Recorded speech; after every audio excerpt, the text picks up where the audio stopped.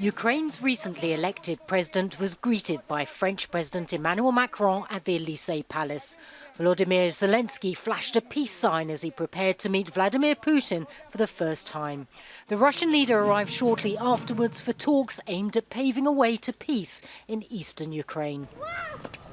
Outside the Élysée, police tackled anti-Putin protesters, while inside, Macron and German Chancellor Angela Merkel sat down to mediate before Zelensky and Putin met one-on-one.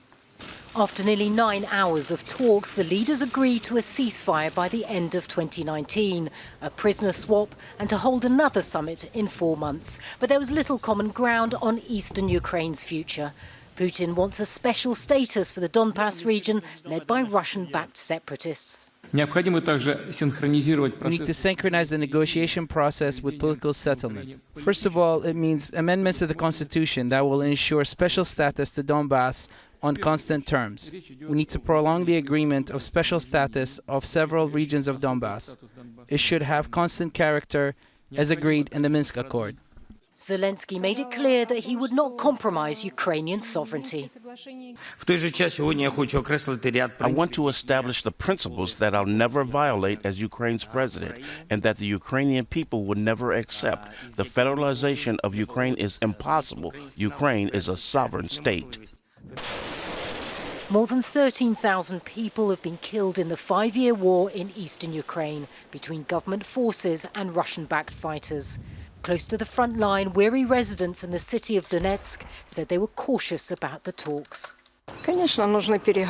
Most of the things should be decided through negotiations and not through war. I see the world like this, and war should be stopped because it is difficult to live here. It is difficult morally and psychologically. We need peace and tranquility. This summit's been a delicate balancing act for all sides, but particularly for Zelensky. The former TV actor made ending the war in Ukraine one of his campaign promises, but he's been under pressure at home not to give in to Russia's demands. For months, protesters have gathered in Kiev to urge Zelensky to stand up to Putin, his more experienced rival. I'm not happy with President Zelensky's action on the international stage at the moment. I do not understand why he went to the Normandy summit and what he can bring back.